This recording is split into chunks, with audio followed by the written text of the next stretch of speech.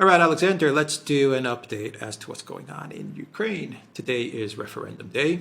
The referendums, they kicked off today. They're running until the 27th, I believe, or 29th. I think the 27th. In the four regions: Kherson, Zaporozhye, Donetsk, and Lugansk. What else do we have going on? They're still fighting. Bakhmut is still a very big story, actually. Bakhmut, the Ukraine military, they're trying to break through in Liman, but from what I read last, they almost broke through, but it was thwarted. It was unsuccessful. So there still is a conflict going on. There was terrorist attacks by Ukraine on in Donetsk and Melitopol, civilian markets, obviously in order to disrupt and frighten people who were going to go out and vote. By the way, the turnouts are, from what I understand, are very, very high. A lot of people in queues, at least from the videos that I saw. Everyone was going out to vote. And we have mobilization, partial mobilization taking place. From the videos that I saw a lot of people turning out for that as well. In all the regions of Russia, as well as some places outside of Russia as well, that aren't required to mobilize, but people are in CIS countries. People are going out to express their interests in getting involved in the conflict on Russia's side. And finally, I think this is going to be the million-dollar question that I'm going to ask you, but I won't ask it yet. I'll just mention the story.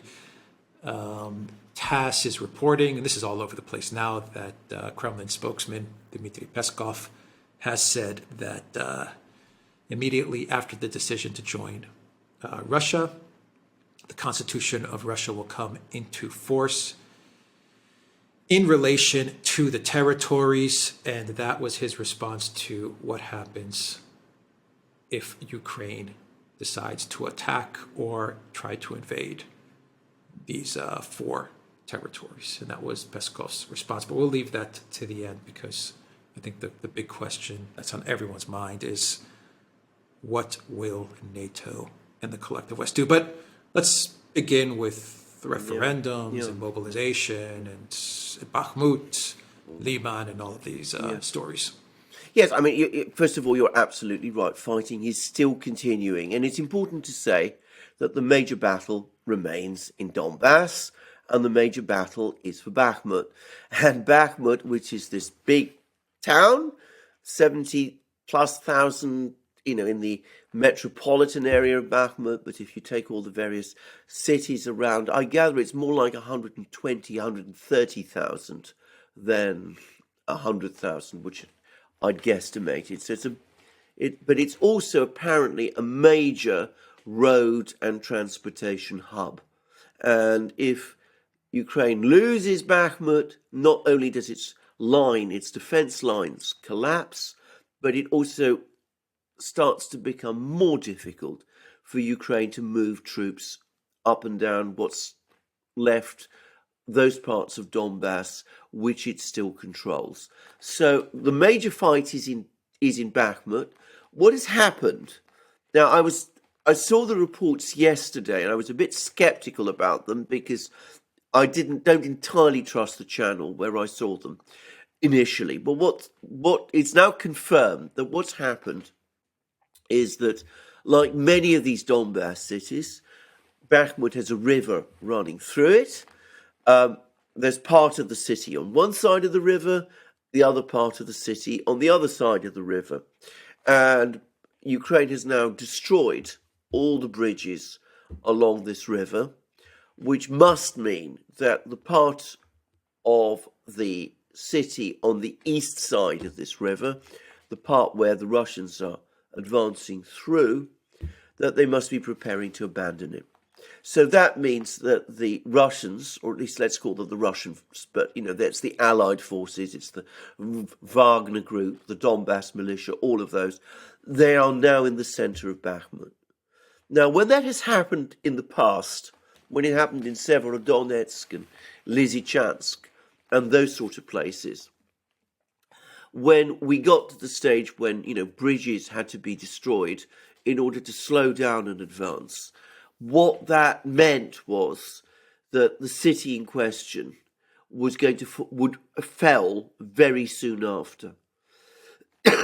And, I don't see any obvious reason. I mean, I'm not familiar with all the facts on the ground, but I don't see any obvious reason why that should be any different with Bakhmut. So it's quite likely that we're going to see Bakhmut fall under Russian control 2 weeks' time, but at any rate, fairly soon. Now, in the meantime, Ukraine has been launching this counteroffensive, and of course it's been a counteroffensive that is launched in every conceivable direction. They were apparently advised by the Pentagon, focus in one place, don't try to overextend yourself. They didn't really follow that advice. They launched counteroffensives in Kherson region. They launched their famous counteroffensive in Kharkiv region, which regained a lot of territory. They've tried various attempts at launching attacks in Zaporozhye, which up to now haven't been successful. The Kherson part of the counteroffensive has also been unsuccessful. Their last big attempt is in northern Donetsk, where they're trying to capture this town of Liman, or Krasny Liman, as the Russians prefer to call it. The Russians captured Liman in May, against practically no opposition, by the way. The Ukrainians are trying to recapture it. There seems to be a lot of opposition this time. And it's very interesting because if you remember, when Ukraine attacked in Balaklia and Izium, there was almost no Russian resistance at all. The Ukrainians were able to roll in, take control very fast. In Liman, they are being resisted. They don't seem to be making very much progress at the moment. The fighting there is very intense. It goes back and forth, but so far they've not been able to break through. So that's the fighting that's been going on at the moment. And I get it, just summarize all of this by saying that I get the impression that Ukraine and its offensive are running out of steam. They haven't been able to launch those offensives in Ugledar. Do you remember there was going to be talking about an offensive in Ugledar? It hasn't happened. There hasn't so far been an offensive in Zaporozhye.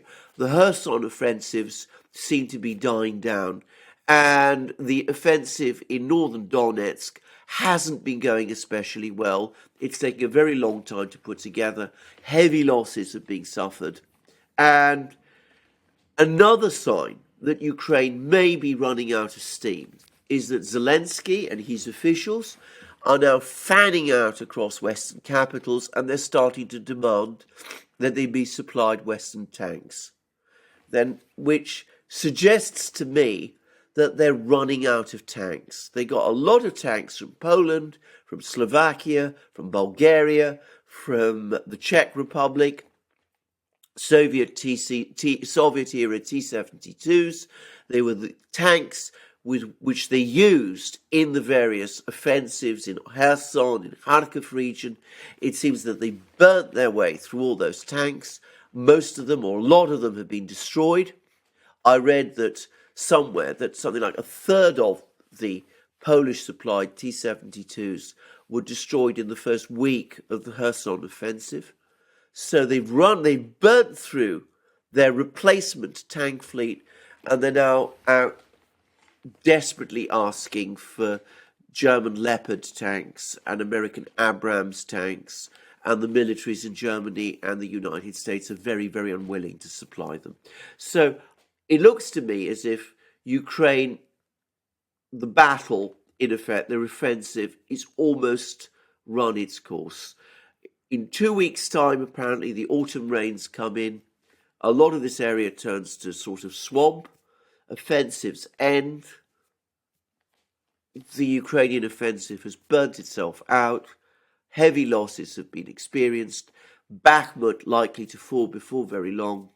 It looks as if the balance is shifting back against Ukraine once more. Right. Okay. So before you get into before we talk about mobilization and the referendums. Brian at the New Atlas has been saying the same thing that you just said right now, which is that eventually, Ukraine's going to run out of steam. And that does appear to be what's happening. And you're getting reports every day now about how Ukrainian officials are begging for tanks. I mean, they want these Leopards, they want these Abrams, it's all hands on deck to get these tanks. What difference would these tanks make now at this moment in time if they were to get them? And it does look like the collective West is not really hot on the idea of giving them tanks. And my follow-up question to you on that point is that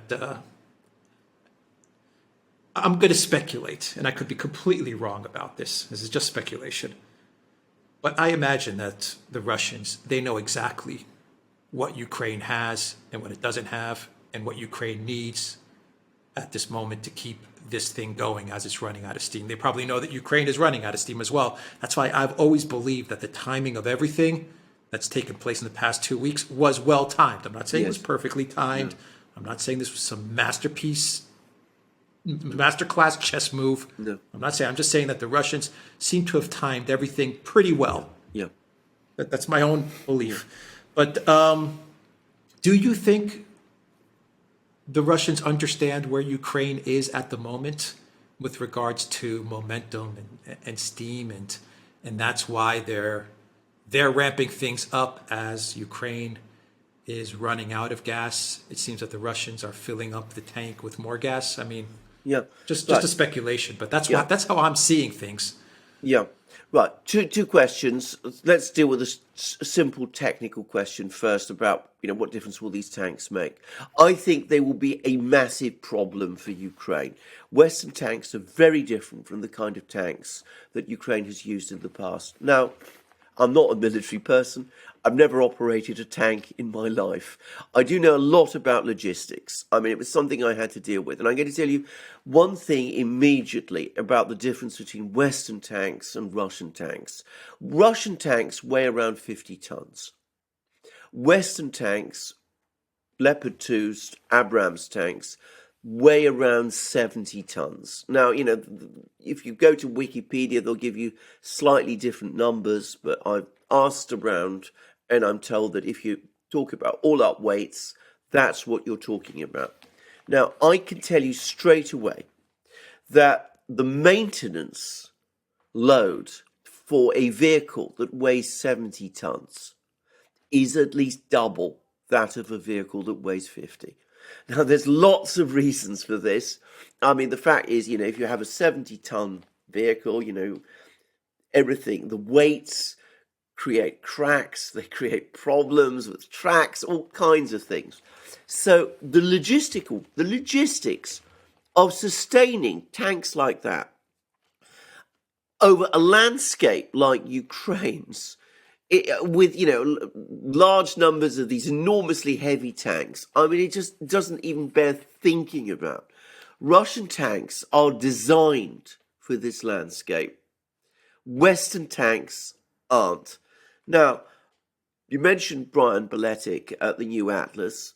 A long time ago, he was saying that it takes months to train people to operate Western tanks. So if the West is going to supply Leopard 2s and Abrams tanks to Ukraine, something that they've shown no enthusiasm about doing up to this point, they have to do either one of two things. Either they have to train Ukrainians to use them, which will take months, or they have to send Western contractors to do it. And that, I think, would be extremely controversial at this time. So I don't think they're going to do it. I think that they're not going to supply these tanks. I think they might supply earlier generations of Western tanks, Leopard 1s and French AMX 30 tanks from the 60s. I don't think those tanks have any chance of survival for any length of time on Ukrainian battlefields. So I don't think even the really big Western tanks would do very well in these battlefields either, as it happens. So I don't think the Russians are worried about these tanks. I don't think they're going to be a game changer. I think there'd be a massive problem for Ukraine, and I don't really think that they will change the course of the war in any conceivable way. Now, let's come to the much bigger question, which is the one that you just asked about, whether or not this is all the Russians have, how much do the Russians know about Ukraine running out of steam? Are they making all their moves in the knowledge that Ukraine is running out of steam? I think that we must make the assumption that the Russians know everything about Ukraine. They are probably better informed about the state of individual Ukrainian units than the Ukrainian high command is. I mean, the reason for that is they have it's absolutely clear, they have an extraordinarily advanced intelligence operation ongoing in Ukraine. And they have information about Ukrainian units because they're fighting those units. And the very act of fighting a military unit will tell you, presumably, a great deal about it. Now, to give you a sense of how well informed they are, we both look at Russian channels, especially Telegram channels, and I've been astonished at the level of detail that these Telegram channels are giving about Ukrainian troop deployments, about, how the fact that Ukraine sent, 3 armored personnel carriers to this village, that sort of thing. I mean, if Russian Telegram channels are able to report things with that level of detail, and whenever I've been able to corroborate it, it's turned out to be true, then you can be absolutely sure that the Russian intelligence operation in Ukraine must be getting all this information and more. And they must have a complete picture of the state of Ukraine's armed forces. So, yes, I do think Ukraine is running out of steam. And yes, I do think the Russians know that Ukraine is running out of steam. And yes, I do think they've timed these referendums in these 4 regions, partly because they know that Ukraine is running out of steam. And yes, I also think that they're now going for the decisive punch. They're mobilizing, partially mobilizing. They're going to be putting hundreds of thousands of troops into battle within, some people say, as long as 2 months. Well, maybe it's be less, maybe it'll be more. But when that happens, there's absolutely nothing that Ukraine has that can match that. All right, so let me jump ahead. I was going to save this for the last question, but let me jump ahead and just ask this question right now because it's connected to what we've just talked about. The comment from Kremlin spokesman Peskov. Is the only move left for Ukraine, for the collective West, for NATO, a war with Russia? In other words, to disregard what Peskov said, under the excuse that we don't recognize these 4 regions as Russian, so we're going to keep on escalating, and we're going to keep on trying to take back these regions, i.e. attacking them, trying to invade them, according to how Russia's going to be seeing it. And, we're going to continue to do what we've been doing for the past 6 months, which is continue to fight Russia in these regions, even though the Russians now consider these regions as Russian territory. The West is going to say, we don't consider them as Russian territory, so we're going to keep on doing what we've been trying to do, which is to mount offensives in these territories. That would mean a war, an all-out war between Ukraine and Russia, if you take Peskov's words, if you try to parse them. The Russian Constitution kicks in. We're being invaded or attacked, so we're going to have to take action. It could mean a number of things, obviously.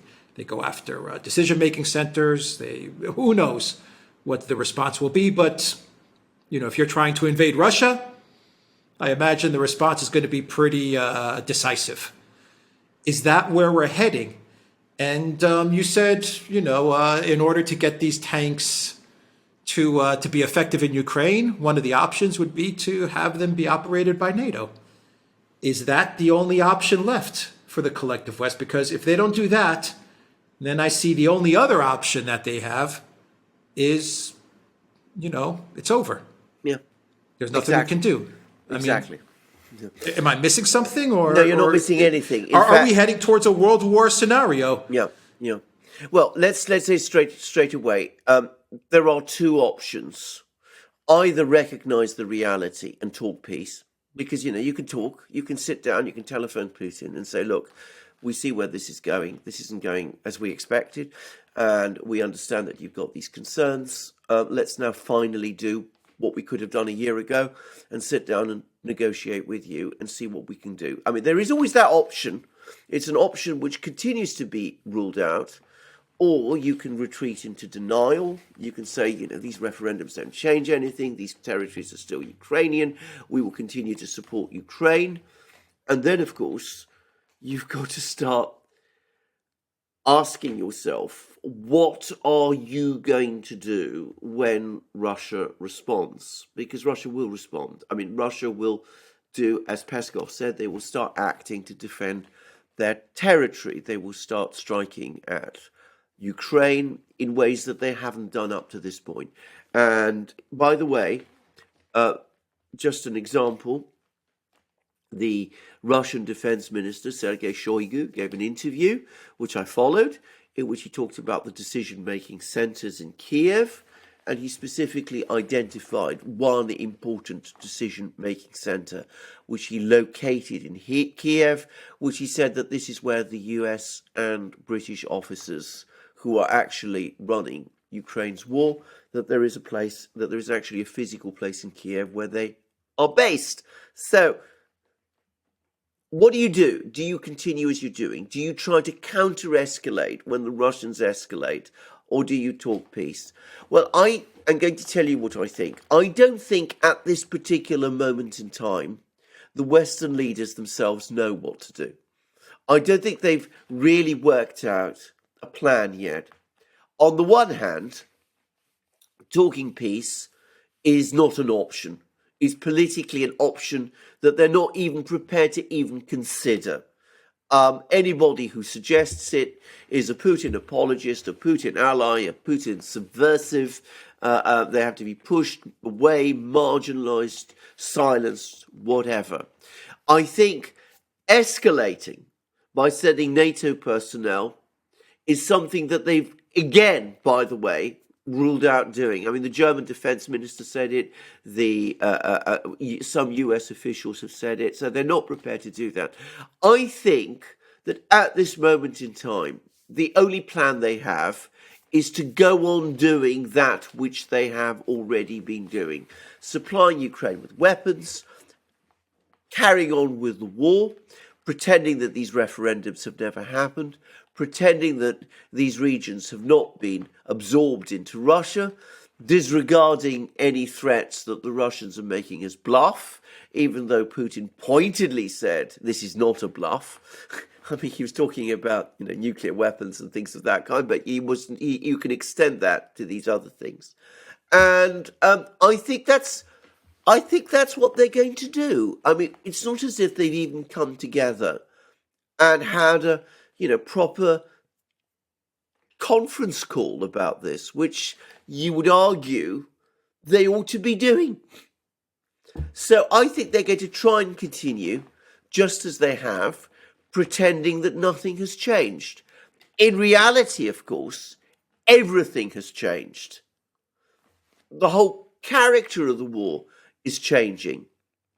And if they stick with that policy of just sticking to what they've been doing up to now, well, then come the new year, they will be looking at a clear-cut defeat in Ukraine. I mean, not just a defeat like we've been talking about before, a defeat where the Russians dictate terms. That was, a few weeks ago, a few months ago, before all these offensives and counteroffensives and these referendums and this partial mobilization. What I mean is a clear-cut, total defeat, the Russian flag in Kiev, perhaps in Lviv, that kind of thing, that kind of defeat. And how they handle that, I've no idea. And what they do to prevent it, I've no idea either. Yeah, sounds like they're just playing it by ear, which is pretty incredible. Well, does it surprise you, though? I mean, since when have these people ever really thought any of this through? I mean, they haven't. I mean, I don't know what they thought would happen in Ukraine, but I mean, they got it wrong over the Russian economy. They're getting it horribly wrong about the military situation. They seem to have been blindsided by the referendums and by the partial mobilization. They clearly didn't expect the partial mobilization. That's come as a shock to them. I don't really think they have a plan B to deal with it. Not at the moment. They will no doubt try and cobble together one.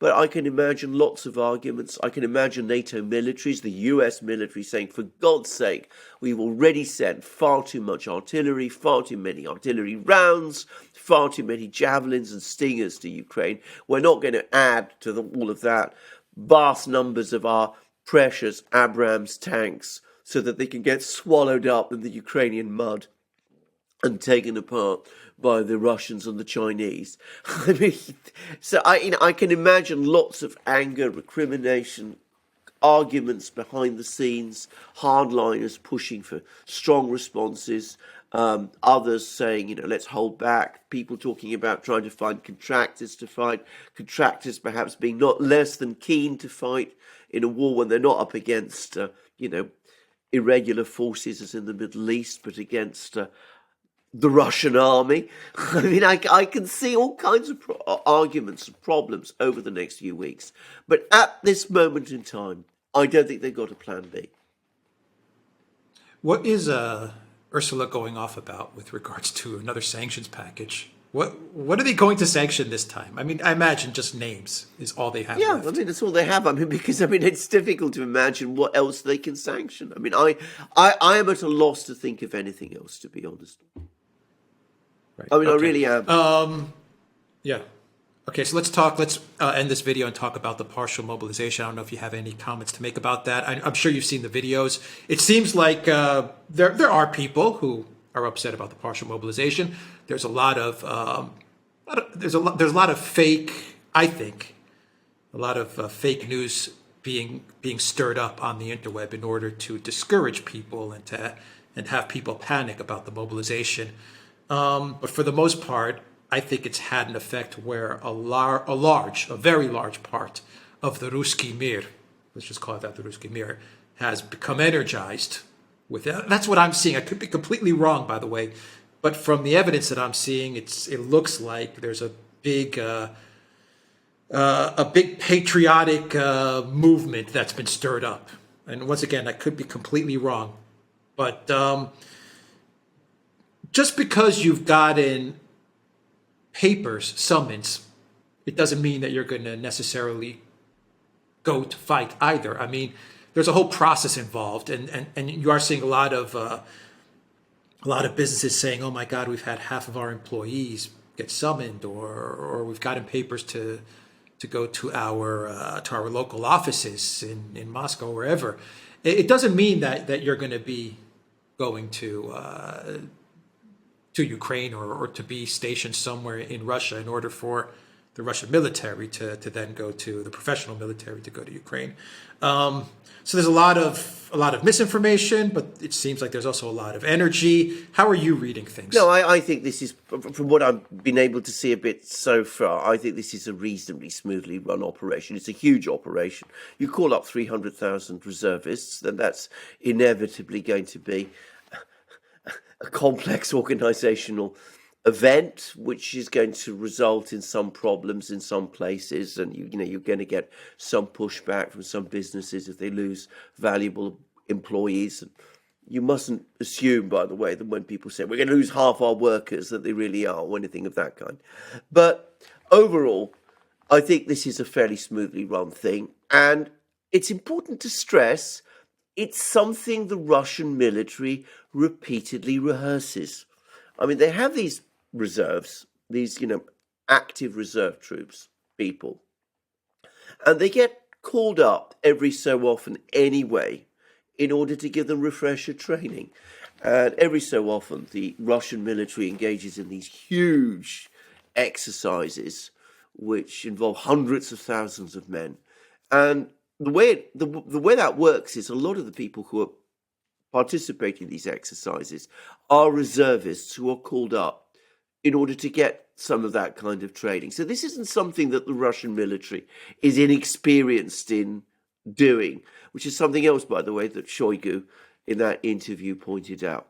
Now, if you look at the kind of people who the Russian military wants, and they've given a list, they want infantry, they want people with infantry backgrounds, people who served in the airborne forces, in other words, ex-paratroopers. They want people who like tank drivers.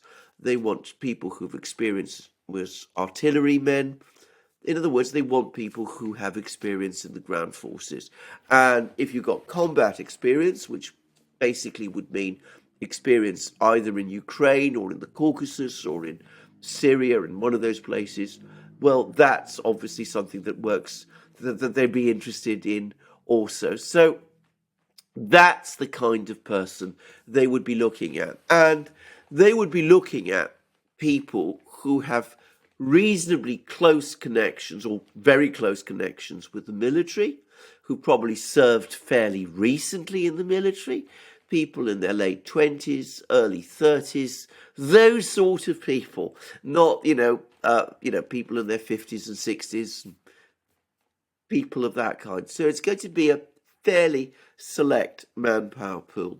Now, everything that I'm hearing, I mean, obviously there's some people who aren't happy. There's some people who are nervous that they might be called up, which is understandable, and they don't want to go and fight. But everything I'm hearing is that the vast majority of people who are getting called up papers, who are, as I said, generally people close to the military, are, perfectly, they're going along with this in a perfectly disciplined way. After all, the US calls up reservists regularly when it sends National Guard formations to fight in Iraq and things of that kind. So most of the people are complying with this in a perfectly disciplined way. And the overwhelming sense that I'm getting is that the events of the last couple of days, the calling of the referendums, and even more, the announcement of the partial mobilization, have steadied nerves and have countered that atmosphere of dejection and alarm that had been caused by the events in Kharkiv. So I think that far from this being an unwelcome thing, it is a welcome thing. Russian society overall is responding very positively to it. And I think it gives most Russians a sense that at last this thing is heading to a conclusion, and a conclusion where it will be all over within a relatively short space of time. All right. Anything else that you would like to add, or should we wrap this video up? Yeah, I think we are now in the end game, actually. I think that when the Russians went into Ukraine back in February, March, I think the idea then was that they'd send lots of troops into Ukraine, close to Kiev. They'd try and push Zelensky into negotiations. They would then support the militias in Donbass to liberate their territory. I think they expected a limited war, ending in a negotiated settlement. And that came very close to being achieved when the two sides met in Istanbul and Ukraine put forward a proposal which in effect recognized the independence of Crimea and Donbass and accepted that Ukraine would not be joining NATO. And then what happened was that Boris Johnson came along, got Zelensky to scrap all those concessions, and from that moment on, we've been in this strange world where the Russians have continued their offensive in Donbass, making incremental gains. The Ukrainians have tried their counteroffensive, but looking back on those events, it's like it was almost a kind of phony war. It was not really the big war. This is the big war. This is the moment when Russia is really going to war in Ukraine. And bear in mind, if we're talking about 300,000 men added to the forces that are already in Ukraine, then that means that the Russians will have numerical superiority for the first time in this Ukraine conflict, and do so following a Ukrainian offensive or counteroffensive which has weakened Ukraine even further. We will end it there. The Duran.locals.com, and go to the Duran shop, 10% off. Use the code GOOD DAY. Take care.